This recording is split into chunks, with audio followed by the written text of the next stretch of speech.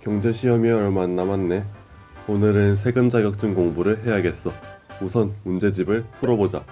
아르바이트를 하면서 세금을 내고 있다는 것은 알고 있었지만 세금에 대한 지식이 많이 부족한 것 같아. 오늘은 반드시 문제를 다 맞춰 세금에 대한 지식을 완벽히 습득하고 말겠어. 첫 번째 문제는 4대 사회보험에 대한 문제구나. 그럼 시작해볼까? 1번은 사회보험의 정의에 대한 문제구나. 사회보험은 국민의 경제생활을 보장하는 소득보장제도가 맞아. 2번 또한 민간보험과는 다르게 사회의 연대성과 강제성이 적용된다는 것도 맞으니 패스. 그런데 3번의 가입 대상에는 사업장과 사업 가입자 이외에 개인 가입자도 포함이 되는 것으로 알고 있어. 그렇다면 3번이 정답인 것 같은데 일단 4번까지 확인해보자. 4번도 마저 보면 사회보험 징수통합제도가 시행됐다는 것을 들은 적이 있어서 정답이 아닌 게 확실해. 정답은 3번이야.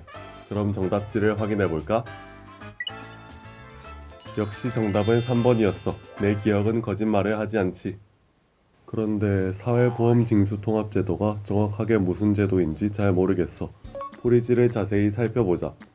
기존의 4대 사회보험은 국민건강보험공단, 국민연금공단, 근로복지공단, 3개의 사회보험공단에서 따로 수행했었군. 그 중에서도 업무 중 유사하거나 중복성이 높은 보험료 징수 업무를 국민건강보험공단이 통합하여 운영하는 제도였네. 이를 사회보험 징수통합제도라고 하는구나. 이 제도는 국민들이 사회보험료를 편리하게 처리할 수 있고 3개 공단은 중복 업무의 통합으로 업무의 효율성을 높일 수 있는 일석이조의 제도인 것 같아. 첫 번째 문제부터 벌써 느낌이 좋은데? 이어서 두 번째 문제도 풀어보자. 두 번째 문제는 3.3% 환급에 대한 문제구나. 요즘 아르바이트를 시작해서 이 문제는 완전 자신 있어. 1번은 국세청 사이트인 홈택스에서 환급금 조회가 가능한 게 맞아. 저번에 궁금해서 찾아본 적이 있거든. 2번도 환급 가능 기간은 5년이 확실히 맞으니 정답이 아니야. 다음 3번. 4대 사회보험에 가입한 경우에는 3.3% 세금을 내지 않는 걸로 알고 있는데 이 문제는 잠시 놔두고 4번부터 보자. 마지막 4번은 종합소득세 신고를 해야 받을 수 있는 게 맞아. 그렇다면 정답은 3번인 것 같아. 정답은 3번이 맞았구나. 그런데 3.3% 세금의 대상은 정확히 누구지? 프리지를 한번 살펴봐야겠어.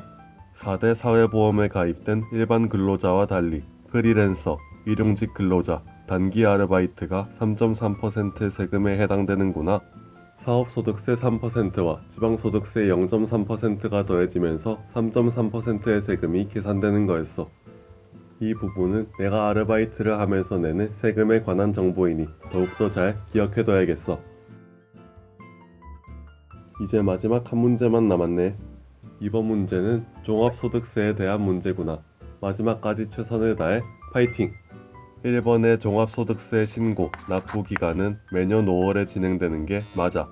부모님께서 매년 5월에 종합소득세 신고를 하시는 것을 본 적이 있어. 2번은 종합소득세 신고가 모바일로도 가능했었던가? 헷갈리니까 우선 다른 보기들부터 살펴보자. 3번의 성실신고 확인자에 대한 지원이 있다고 어디서 들은 적이 있으니 정답이 아니야. 마지막 4번. 종합소득세 신고를 하지 않는다고 해서 불이익이 있을 것 같진 않으니 정답은 4번이구나. 정답지를 살펴보자. 정답이 2번이잖아. 왜지? 얼른 프리지를 확인해보자. 종합소득세 신고는 모바일 홈택스인 손택스를 통해서도 가능하구나. 오늘 처음 알았네. 뿐만 아니라 세무대리인을 통한 신고와 서면신고도 가능하구나. 와, 이렇게 다양한 방법으로 신고를 할 수 있다는 점이 정말 좋은 것 같아. 그런데 신고를 하지 않으면 어떤 불이익이 생기는 걸까? 신고를 하지 않으면 각종 세액공제 및 감면을 받지 못하고 가산세를 내게 되는구나. 앞으로 신고 기간을 잘 확인해서 불이익이 생기지 않도록 주의해야겠어. 오늘도 아쉽게 한 문제 틀리긴 했지만 이 정도면 자격증 딸 수 있을 것 같은데 마지막으로 한번 정리해보자.